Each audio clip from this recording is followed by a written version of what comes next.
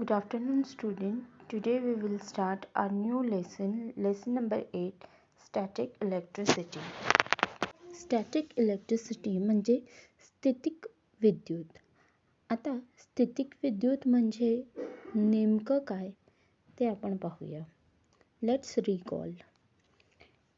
Do you have experience of the instance given below?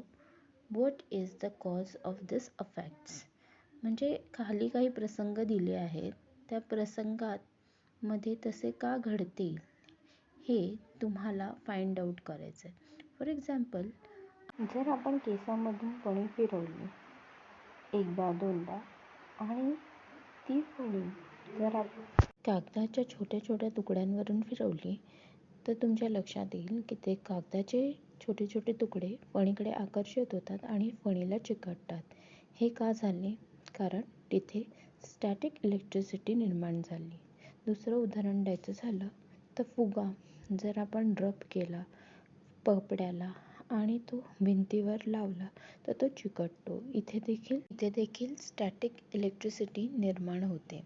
आता static electricity कशी निर्माण होते तर तिथे कंडक्टर आणि इन्सुलेटर हे दोन प्रकारचे प्रभार असतात. त्याच्यामध्ये कंडक्टर हे पॉझिटिव्ह आणि इंडस्ट हे निगेटिव्ह प्रभार असतात. इलेक्ट्रिक चार्ज फ्लो करतात आणि जे इन्सुलेटर्स असतात ते इलेक्ट्रिक चार्ज कॅनॉट फ्लो, ते फ्लो करू शकत नाहीत. ह्याचे एक्झाम्पल्स पण दिले गेले आहेत. सिल्वर, गोल्ड, कॉपर हे इलेक्ट्रिक फ्लो करतात, तर ग्लास, प्लास्टिक, रबर हे इलेक्ट्रिक फ्लो करत नाहीत. आणि what is electric charge?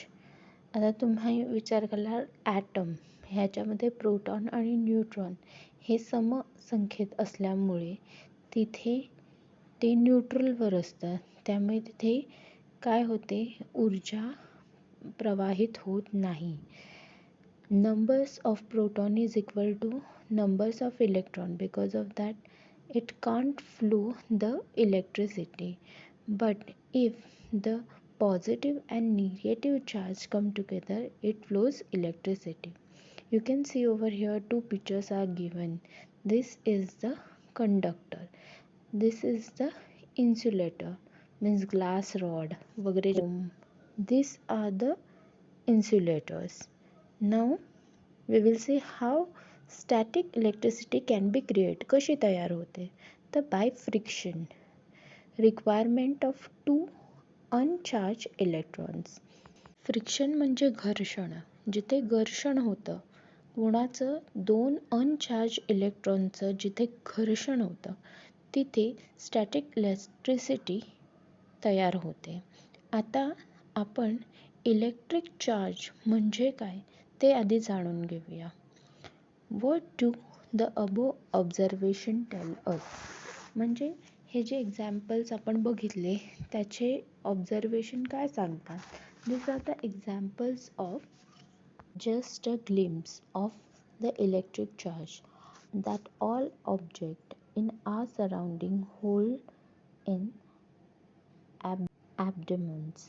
Electric charge is stored even in our own body.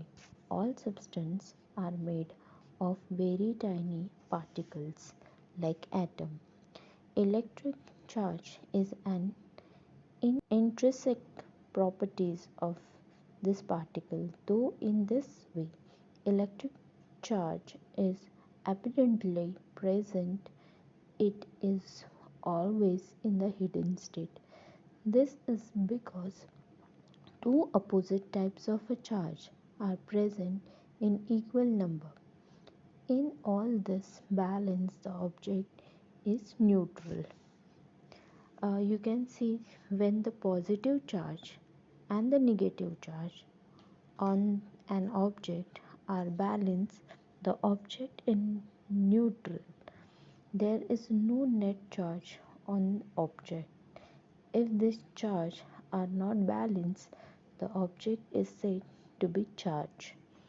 ह्याचाच अर्थ असा होतो की विद्युत प्रभार हा त्या कणांचा एक आंतरिक गुणधर्म आहे. तो आपल्या शरीरामध्ये पण असतो. अशा प्रकारे जरी भरपूर विद्युत प्रभार असला तरी तो नेहमी लपलेल्या स्थितीत असतो. दोन विरुद्ध प्रकारचे प्रभार सारख्या संख्येने म्हणजे धन प्रभार पॉझिटिव्ह आणि ऋण प्रभार म्हणजे निगेटिव्ह हे दोन्ही जेव्हा समतोल साधतात तेव्हा ते उदासीन होतात म्हणजे न्यूट्रल होतात.